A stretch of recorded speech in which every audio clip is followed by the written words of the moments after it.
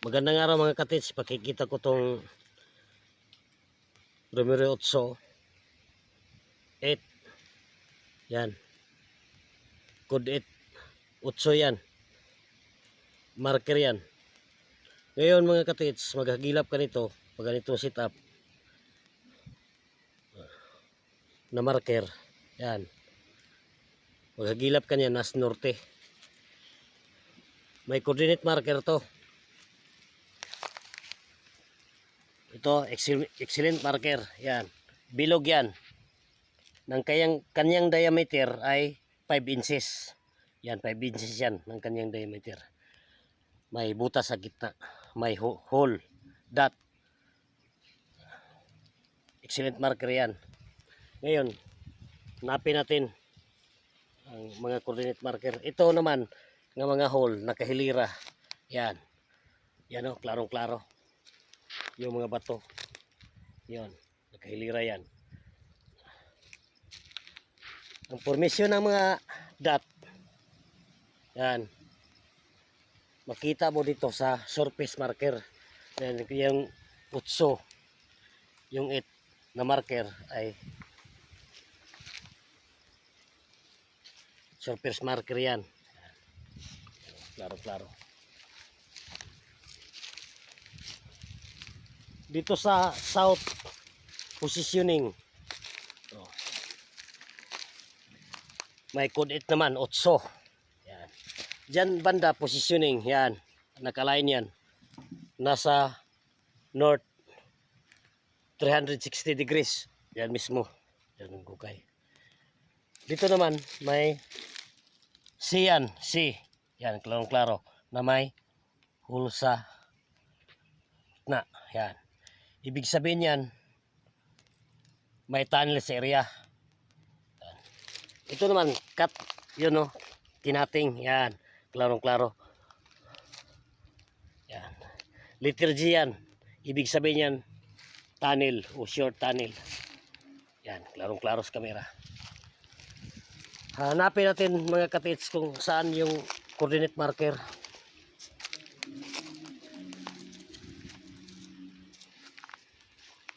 Dito naman, klaro-klaro, may excellent marker naman. Yan. Na may hole sa gitna. Na may hole sa gilid. Diyan na mismo ang hukay. Yan.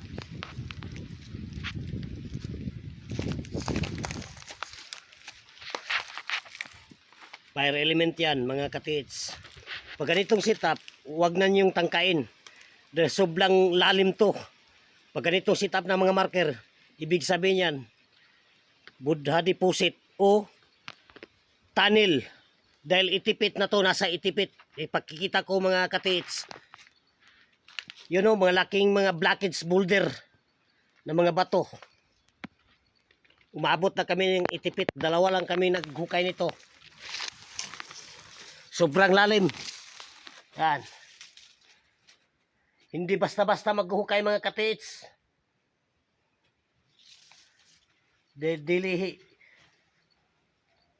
Hindi naman ibig sabihin na marunong tayong tumingin ng mga marker o may kunti tayong nalalaman sa pagbabasa ng mga marker ay makakuha na tayo. Depende yan sa setup. Pag ganitong setup, dahil may history ito na lugar na ang mga sundalo noon dito sa panahon ng World War II ay sabi ng katutubo ng mga lulo namin na 2,000 yung mga sundalo, nakikita nila. Yung mga katits, pag ganitong marker, huwag na nyong tangkaing, hukain. Yan o, yung put marker. Yan. Bato yan, nahugis put marker yan.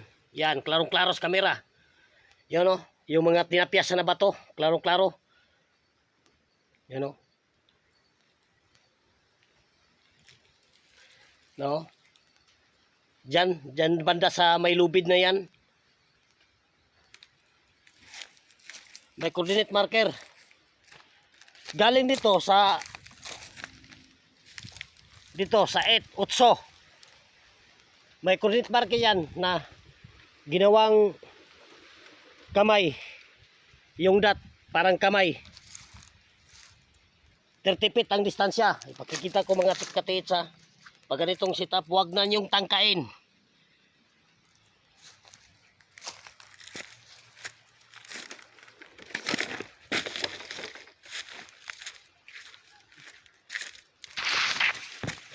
Yun o. May hole o. Yun. Klarong-klaro yan. Yan. Klarong-klaro. Yan o. Parang ganyan o. Yan o. Parang ganon. Mga katiits. Yan. Ganyan yan. Na may butas sa gitna na malalim. Galing naman dito. Yan. Nakawis. Nakawis. Yun. Yung may 8 na marker, ginawang 8 o 8. Yan, klaro-klaro. Ang katiits, yan. Pag ganitong setup, wag na nyong tangkaing hukayin. Malalim to. Dito basta-basta hukayin. Ito naman, may coordinate marker oh. Yan oh, klarong-klaro. Dito naman, may hole nga. Yun. Klarong-klaro, liter C yan. Galing dito, sa side, may bunker yan.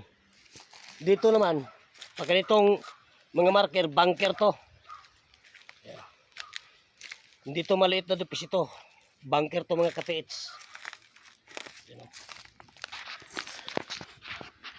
Yan. Klarong-klaro mga katiits. Pag ganitong trabaho mga katis, dalawa lang kami. Pag wala kayong skill sa ganitong trabaho, na marunong kayong gumawa ng electronic blasting, wag na yung tangkain pag ganitong marker mga katits, dahil you know, bininding namin yung operasyon namin dahil ubusan kami ng financing. You know, mga bato, mga boulders lahat oh, pinasabog namin yan. Dalawa lang kami. Yung pinsan ko ay siya lang nag-iisang nag-uukay dyan. Sa sobrang lalim yan. Mga katiits. Thank you for watching mga katiits.